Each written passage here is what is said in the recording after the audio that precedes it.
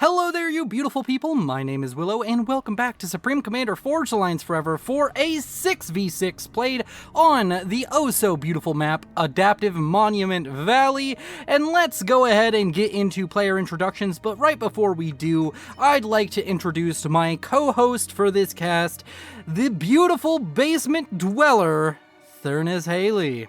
How you doing? I am great. All right. I got water. Water is God's great gift to humanity. As we move on to Team 1 with our first introduction, going first air, I believe. That is an air factory. Yep, and his name, of course, is Immortal E, and he's a nomad, and he's orange, so very interesting start there. As we move down to the dark green UEF, going first land, his name, of course, Immortal D's. Then we can move on. I don't know why I'm doing these introductions so wonky, but okay. Then we can move on to the red Aeon, going first land by the name of Bunchy. Then we can move on. He's a ghost! To the purple Seraphim, going first land, and he has a great name. That name, of course, is Immortal D. Then we have ourselves a blue Nomads going first land, and his name is going to be Veteran Ash. Then, last but not least, for Team 1, we have a light blue Aeon going first land by the name of... first air, by the name of Sandra. And he is Wonderful. Rocking the plateau. As we move on to Team 2, and Thurnis, take it away with our first player, who is a... We got a green nomad opening first. Land. Land. That's what that is. And his name is Freeman. Morgan Freeman. Then we have ourselves a...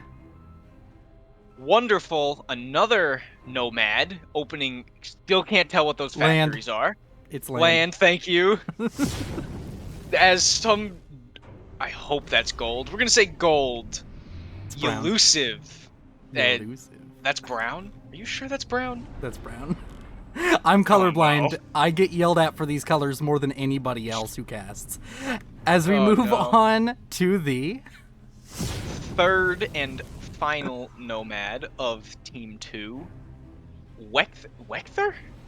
Yep, and what is he? Wechther. What color is he? What faction? What factory is that? Hey, oh, Jesus Christ. That's a Bitcoin factory, I hope. Yep, and what is he? Nomad. I said Alright. that. Third and final nomad. Oh, okay. Fair enough. As we move on to the... Middle Siren player opening first land. Hyper 2001. What color is he? Oh, fuck off. Dark green. And then we have ourselves... Archery. Here we have a dark red cyan War Daddy opening first air. I said what I said. There's no corrections there. Daddy Thurnis coming in with War Daddy. And then last but not least, the man of the hour, the man who has been the sole purpose of these casts this week. Who is it? The Duelist opening first land as a purple UEF. See, it's not so easy. See what I mean? Everybody No, like, it's oh, all no. Everybody's like, oh man, your player introductions suck ass. No, they don't. I'm pretty good at it. Thank you. It's all, I'm sure it's slightly easier when you can move the camera yourself. I don't think the camera matters. It's all about reading the information on screen and trying to make it entertaining in some way. But that was very entertaining for me. I don't care what the comments say. And don't let the comments bully you, Thurnis. We all love you. Oh, don't worry. I'll harass your comments. You're a natural treasure to the FAF community. I'm something to the FAF community. Oh, man. All right, so... Talk to me about the map, Thurnis. I really actually like this map. I used to hate it. I've come around. I really actually like the way that it plays, especially around, like, not necessarily in 6v6, but in 5v5 and 4v4, I really like the way these corners play out. I think it works really well. You've had a really good game recently on this map. I believe I casted it. Yeah, you did. I'm not a fan of this map in particular. It's so spread out with very little mexes to really, I don't know, fight for. Well, there's plenty to fight for. It's a heavy spam map, but it's just kind of all over the place. And if someone gets an early advantage in the middle, that just kind of sways the game. The way I like to look at this map, and maybe this will bring you around to it, is I feel a lot of maps have very large amounts of dead space. Very large amounts of territory that if you're fighting in it, you're fighting for nothing. And fighting for nothing, unless you win and make a reclaim field for yourself to grab, is just stupid, and it baits your team into doing stupid things. On this map, there is literally no place on this map you can go where you'd be fighting for nothing. You are always fighting for at least one, usually multiple mass points. So that's why I like the map a lot. I think it encourages more fights, constant fights. I like the early land spam, but it's not also a map that's only decided by land spam, because you can have comebacks, you do get a decent amount of mass in your base, and you have these corners that you really need to fight for, and the team that doesn't fight for them very hard generally is going to fall apart. That's a good point. I mean, it's still just... It's not my favorite map. It's just... Yeah, we already know what your favorite map is. It's Selkie. Shush. It's boats. It's boats. It's actually Stella. Selkie is second place. All right. We have an upgrade on the way. We have Locomotor, which increases the speed of the Nomad's commander, which is very interesting. I like this upgrade. I think it's pretty cool. I think it's cool that they did something unique with the commander, which I felt that if you're designing a new faction, you can make it very similar to another faction, because the factions are actually quite diverse in this game. They do very different things depending on what you're doing, especially with the commander. It's kind of a trick. Like, yes, they all have the same, they all have the T1 tank, they all have the same unit roster almost, but the units play out very differently. And I really like that the Nomad's commander has a heavy emphasis on doing things that other commanders can't, like a cheap and affordable splash upgrade, an upgrade that allows you to move faster, which none of the other commanders get. Arguably for game balance, that means the reason that all of the commanders are as slow as they are is because they can't outrun anything. You're not supposed to be able to run away with it, because the commander is supposed to be seen as like a king piece if you're playing chess, and the king can't run away from anything. It's as slow as a pawn. But yeah, I think the commander upgrades are pretty cool on them. They actually have like a very unique tactical missile upgrade. Yeah, it's a very inaccurate orbital strike. Oh, I haven't used that yet. I haven't played enough with Nomads. I want to play some more matches with it, but I'm too addicted to 4v4 TMM, which, in case you hadn't noticed, I'm over 1200 now by a significant margin. Yeah, I haven't noticed. Yeah, I've been climbing. I've been doing very well. Speed and range on the way for both Veteran Ash, Immortal D, and Weck. And of course, we have a lot of name confusion up here. We have Immortal E, Immortal D's, and Immortal D. So that'll be really fun. T2 on the way for Immortal D's. And overall, we're having a few fights break out, but nothing critical. We do have a lot of T1 bomber play. Some Phoenixes coming out over here for our lovely, lovely blue Nomad up here. Veteran Ash. He just bombed more of his own units than he did anything else. Yeah, but hey, those bombers are still alive. They can still prove some value. I mean, if they get a bomb right here, it's juicy. That's a few dead tanks. Yeah, very dead tanks, dead AA even if they hit it right. Yes. As speed and range is about to finish up now for Immortal D, he's getting a lot of assistance from Bunchy.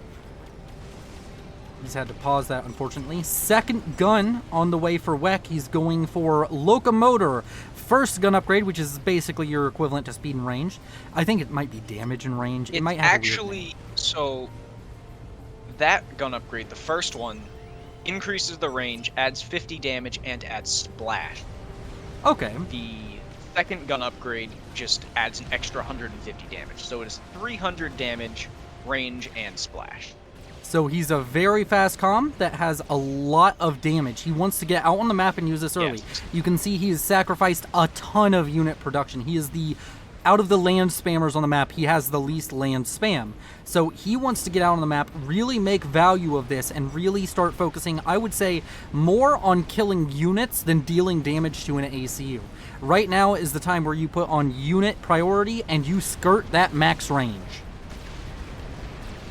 Absolutely. He needs to make up for his lack of units by getting rid of theirs with that bonkers double gun upgrade. Yep, and over here to the north, we have the first gun upgrade for Veteran Ash, which is just some AoE and some extra damage.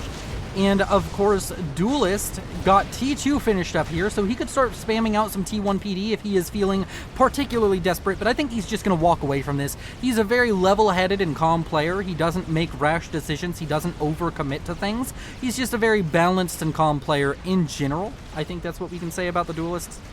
That's how I perceive him. And over here to the east, we have Weck currently fighting with that double gun upgrade, and Bunchy eating a lot of damage with each shot, 300 damage per shot. It's just not something you're used to seeing if you never play with the Nomads. Immortal D out here with a speed upgrade, though, could be very dangerous to Weck, but Weck has really cleared out the field here in combination with the land units out from Elusive. Ooh, fielding those Heck 1 sniper bots, or whatever they're called.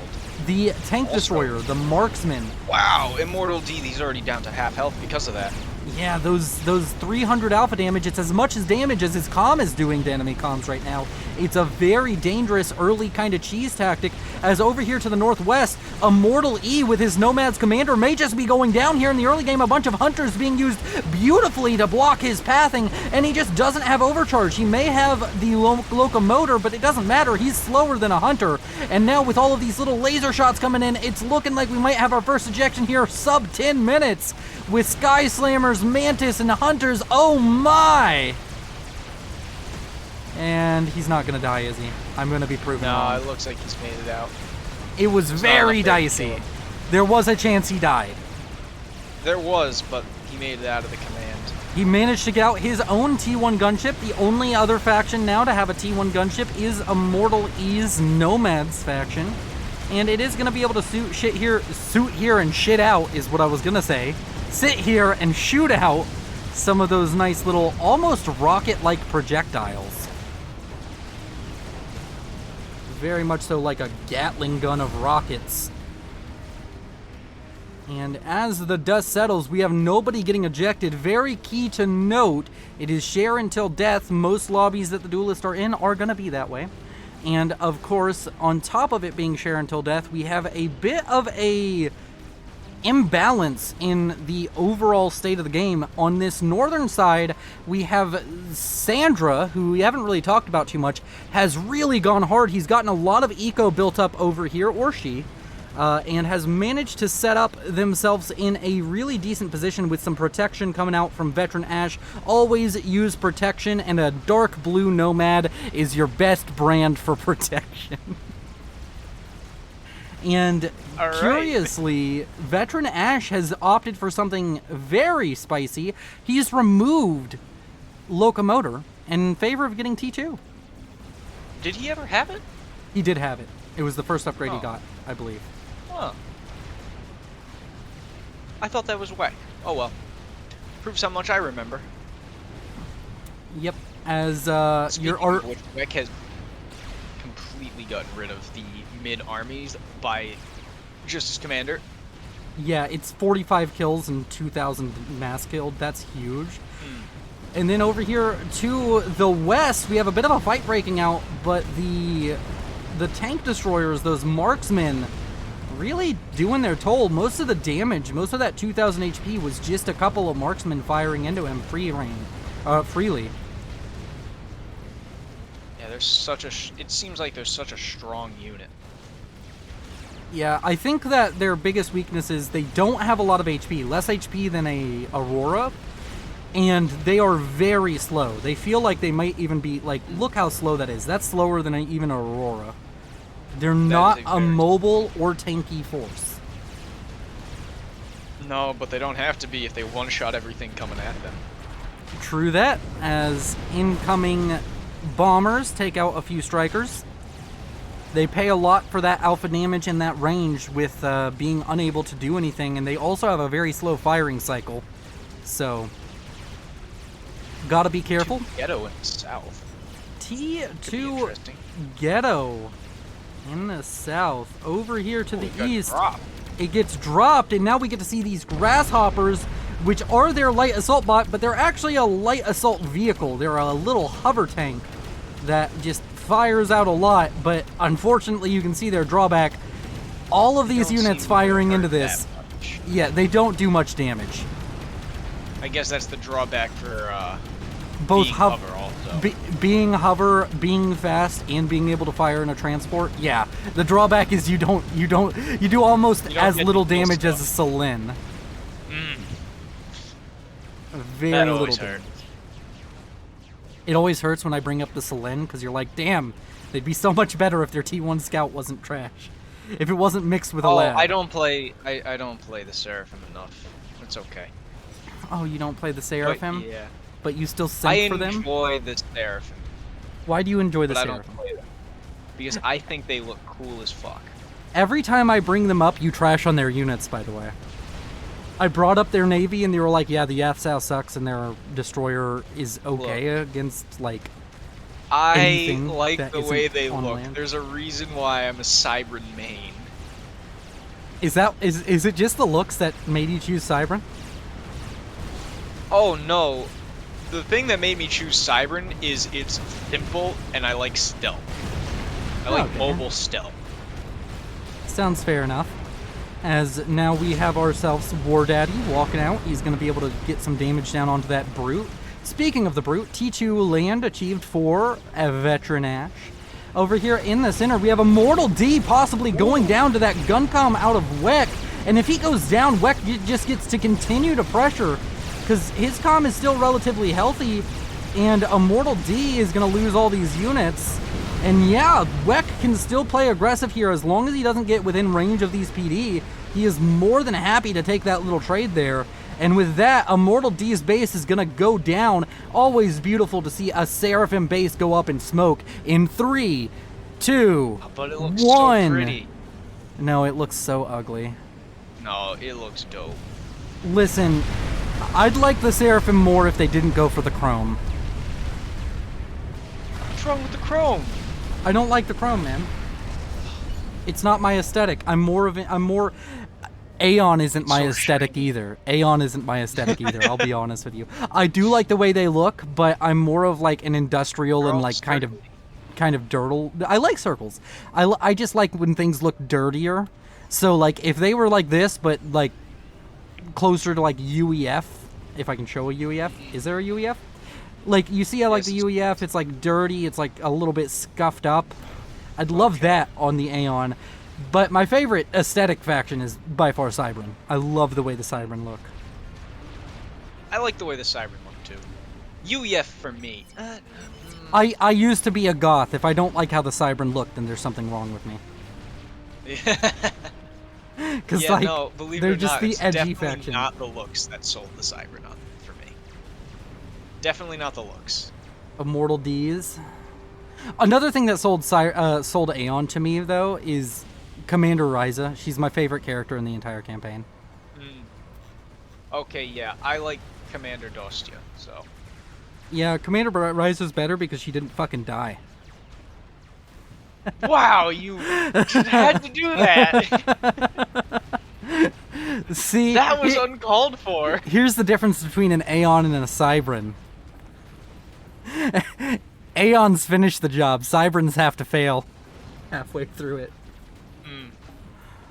Also, I just want to point out, there were plenty of opportunities for Dostia not to die the way she did. Like, she kind of just played like a 700.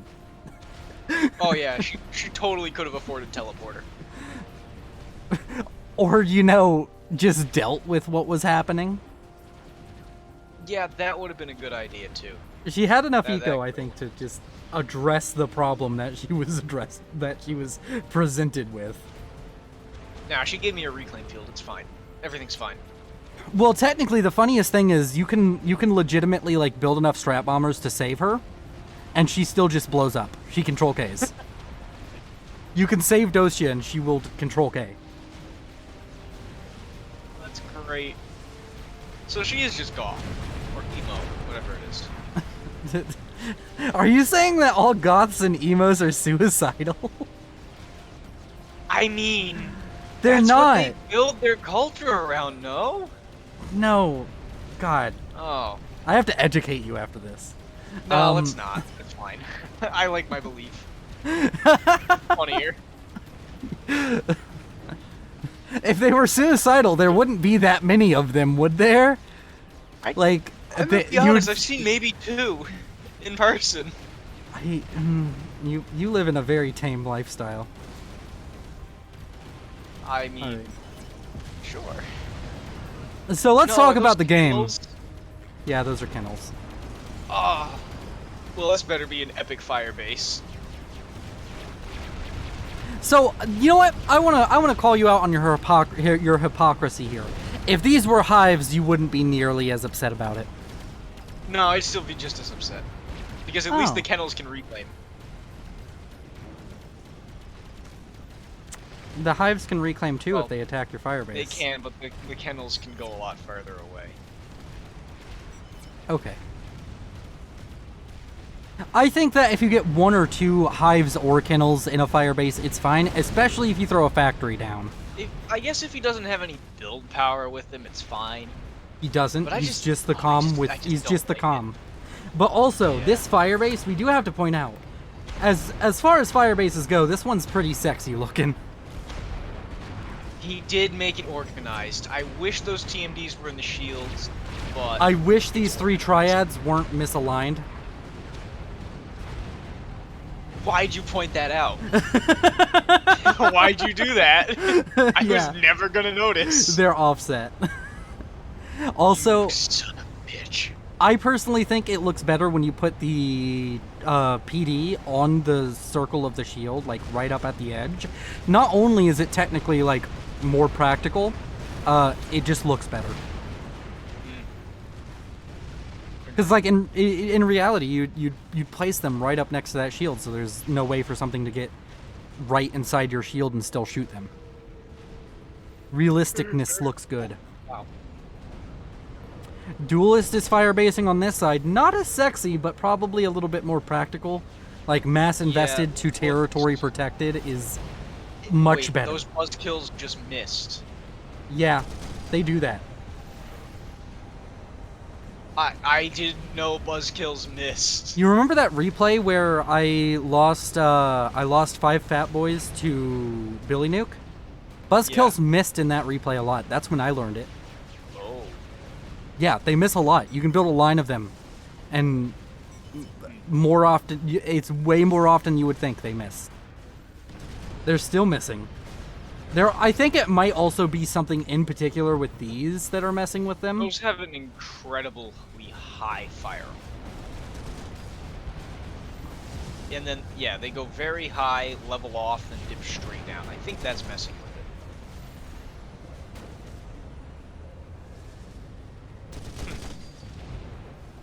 We got anything spicy going on?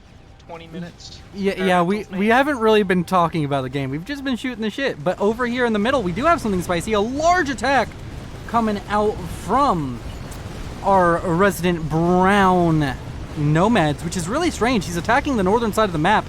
His name is Elusive, in case somebody was like, you just called him the brown nomad. He's attacking the north side of the map, but he's on the southern side, so he's really trying to split the map here. Unfortunately, this attack just going to kind of fall apart because more brutes beats less brutes. This seems kind of like a Mastodon. Ooh, Yeah. The EMP tanks are up in the right. Yep, the Oh, those are EMP nasty. tanks. Able to really stun up units. Ooh, baller restorers. That could be Still not as good as Chrono because it doesn't come with the absolute Chad that is the Aeon Commander, but yeah, true shame. a nice middle ground, I guess, for the non-Aeon. 5-6 restorers coming out. Weck. I mean, his commander has 35,000 HP, And restorers are not known for having great DPS. You could Especially legitimately when there's build a flak bigger in. ball of You could build. ASFs. Yeah, you could build flak in your base and run them out and survive this. Yeah. You know, I think those. I love this. I Nomad love AS this flak. It's a shotgun looks flak. That looks really cool. Yeah. We gotta play more I think the nomads. we do. I think the bigger danger than the restorers was those nomad ASFs falling. Because fun fact about the nomad air units, Oh. their crash damage is incredibly high. The Strat Bomber crash does more damage than their bomb.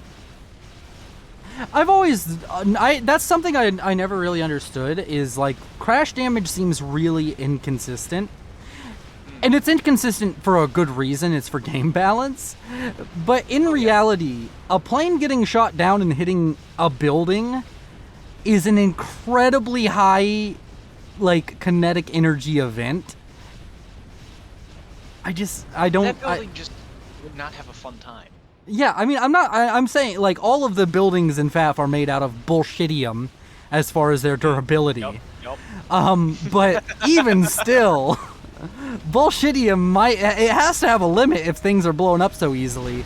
As over here to the northwest, a little bit of a fight breaking out. Duelists for the second game in a row really preferring the Titans early on and really just starting to spam them out now. Laser now on the way for War Daddy. Restorers out from Sandra. Very interesting play to do the mass restorer spam. I respect it. I know that it's not the efficient play because, I mean, we're just being honest here.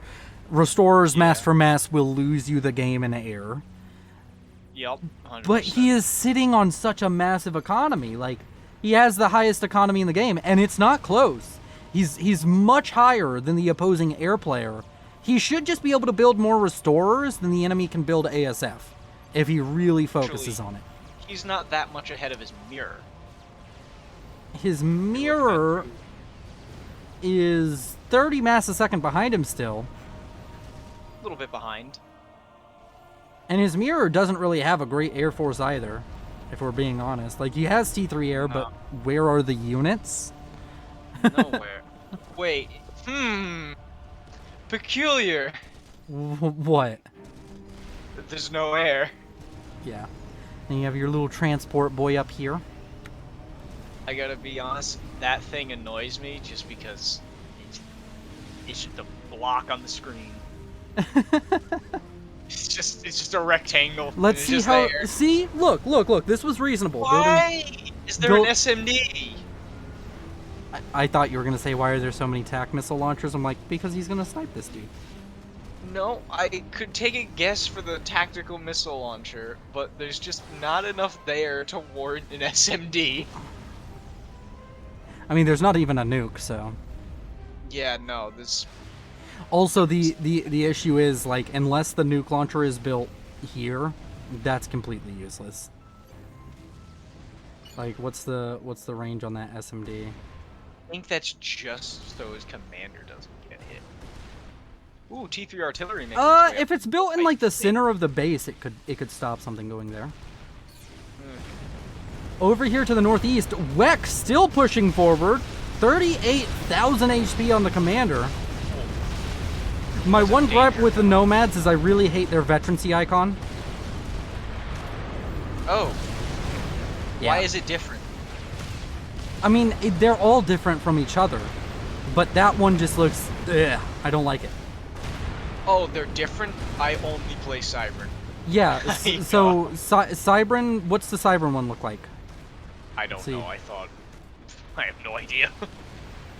Cybern unit with veterancy. The Cybern gets like a orange triangle. The UEF get a blue star. They get a blue star. Just trust me on that. No idea. Okay. Yeah, I had no idea they were different. I just figured they were all the little, like, triangle. Yeah, no, they aren't. The Aeon, I don't know what the Aeon gets because it's something green. And the Seraphim get a squiggle. Nice. Man, this SMD is about to be useless if he can't afford to run it. I mean, it's already useless because he's losing his entire base. Yeah, this is not good. That's why you don't invest in SMD in the T2 land phase. Yeah, he's really trying for the tactical missile launches. Oh, they launched. And they're not going to get through. There's 3 TMDs. Yeah. I don't even know how these TMD work.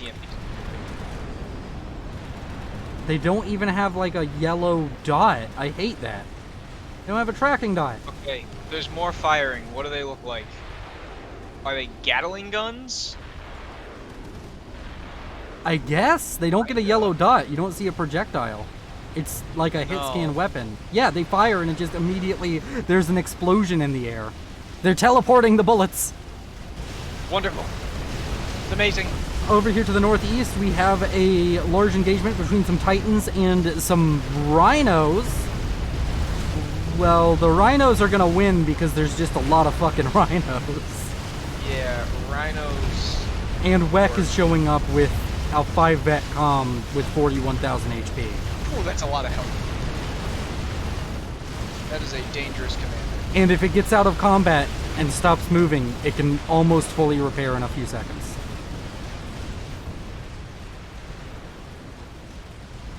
Yeah, no shooting, no taking damage, and it repairs. Can you still move? I don't know if you can move. No, you can still move, you just cannot shoot or take damage. That makes sense. As the Harbingers come in, trying to salvage this absolute destructive situation, but I don't think it's gonna work. All of these Avalanche mobile missile launchers sitting on so much veterancy. Do any of these Titans have any veterancy? Duelist! Do something with your damn Titans! What does your opponent have that is so scary? He's still sitting on T2 units. You're beating him in number, and he's on T2 and you're on T3. Just go! Go! Don't tell me you don't have intel. No, this... Oh, he's got the intel. This is just a win. Go! Maybe that's a bonkers ACU? 17,000 HP does not scare me whenever I have 30 Titans. Strike. He's got the orbital strike upgrade. There's a missile available, or not available, but he can build it. Does the orbital strike actually fire from their transport? It does. As down here to the southeast, Immortal D's taking on fire. Luckily, he has built one and a half. Oh, he has more kennels. Never mind. I mean, I guess this is his main base. Everything a fire base needs except the artillery. Well, the good news is he killed all the T2 units walking in, so now he just gets to go in and kill off these Avalanche, or Vipers, sorry. Don't disrespect the Viper. Well, there's a bunch of Avalanches up here. I thought they were the same. I thought these came back. None. Also, the Avalanche... What are going in for a Radiance? That's a Radiance. I know they're the same size, but they really don't look the same, Thurnis. Look, when it's somewhat pixelated, yes they do. So yeah, how do you think Team 1 can recover this? Because Team 1, I honestly don't know think if they can with an experimental rolled off the belt. Yeah, Monkey Lord. I really wish we would have seen the experimental from the Nomads. I really like it. Actually, I'd love to see the ghetto gunship, ghetto gunship of the experimental phase, where you put the... God. Yeah, they haven't... Experimental transport. Yeah, experimental transport. If you put the experimental called the Beamer on it, it becomes a ghetto gunship. It does? Yeah, it's really nasty. But the price you pay for that is both your air and land experimental are extremely weak compared to all of the other air and land experimentals. They're both very weak on their own. Yeah. But also, I think you can... Earlier. You can I fit think 18 Percivals in that transport. The transport only costs 15k max. You can fit 240 mech marines in it. Oh, that's arguably way more devastating than 18 Parsifals. Yeah. That is the ghetto gunship to end all ghetto gunships. As a bunch of T1 PD have been thrown up, Weck under some fire. He's down to half HP, which, I mean, it sounds a lot worse than it is. 25,000 HP is still, that's more than most comms get in their life. Yeah, I think that's still more than 6 PDs can handle. And it's starting to look like Team 1 doesn't have an option, but this could be it. The apocalypse may make it happen. There's no there is no SMD. One is now starting to build for Duelist, but I think he's in a Mastol. Oh no. Yeah. Yep. Yeah. That's, I mean, it may go away after finishing this. It may go away after finishing this, but even then he's gonna have to stop production. That's a lot of negative. Is there a reclaim field anywhere they can get into to fix that? I think he's still oh, never mind. He's fixed it. It was just building that. Really quick. Monkey Lord now marching its way down the center. And we have Immortal E, Bunchy, and Veteran Ash all cooped up in this corner. Is that the Jericho or the Beamer? Where? Being built, single T3 engine. The Jericho. There. Jericho, the nuclear thing. It's like a. It builds a nuke in like 3 minutes. It builds a nuke, but it's also like got an insane mobile missile launcher, doesn't it? Yeah, it's got horrible accuracy though, so it's like it's a bombardment unit rather than a like. It's a Scathis, not an emissary. Yeah, it's the Scathis of MMLs. That's kind of the thing with the Nomads, though. They're not about accuracy. Nothing in their arsenal is particularly accurate other than maybe that tank destroyer. After that, it's all like, listen, we're going to shoot in a general direction, but we're going to put a lot of shit in that general direction, and some of it will stick. Some of it'll hit.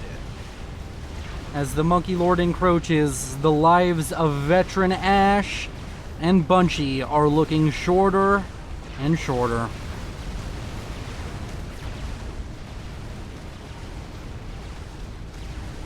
So we're playing more Nomads, Thurnus? That's what's gonna happen? Sure, we'll play more Nomads. All right, we gotta think. I'll adopt Rambo.com. We can do Veteran Ash, or not Why was I saying? I was just looking at his name. We can do like Onslaught and Adapted Flooded Folsom with him. I don't think I want to play boats with Nomads. Why not? I don't want to deal with short range everything. See, here's where you're looking at it from a very pessimistic view. Double kill, by the way, for Team 2. We're done talking about the game, apparently. Yeah, I guess. But here's where you're not being creative enough. On Flooded Folsom, it doesn't matter what slot you're in. You go for T3 land, so you can spam the T3 land hover tank. Oh, the nuke loaded. And launched. Is he loaded on the SMD? Not quite. I don't know where it's going. I don't think it's gonna be enough. It's going for green. How's green? Green loaded? Green got an SMD? He's walking into the nuke. Oh. And right next that's to... the wrong direction. And right next to something very volatile. He may not die. Yeah, it's actually looking like he gets far enough away. He's fine. But that's 2 bases gone. Yep. Wow, that blew him. I thought he went. Don't you love looking at a pure white screen? Oh, it's great. It's My great for eyes your feel eyes. awesome now. Alright. So, I think that's probably it. That's the last hurrah. That was more like a fuck you nuke than a I'm trying to win nuke. Yeah. And That's probably the way that is. here we can just sit back, relax, wait, say thank you to the patrons and the channel members who make this channel oh so amazing. I don't know why I say it like that. I just really appreciate the support. Like, they don't necessarily make the channel better, but they do make it... They do help me a lot, and I do appreciate the support. But all of you are beautiful, and thank you all for watching. Consider joining the channel membership if you want access to these videos early, or the Patreon if you want credit at the end of each video. Other than that, Thurnis, what do you want to say? Fuck you, pay him. Make sure you like and subscribe, or dislike if you didn't like it, and leave a comment. I know that some of you don't like the co-casts. Don't worry, there are plenty of non-co-casts you can watch. And that's the end of the game. Thank you all for watching. This is Willow, signing off. But if I lay down and I play dead and I stay dead, maybe you'll get sick of being the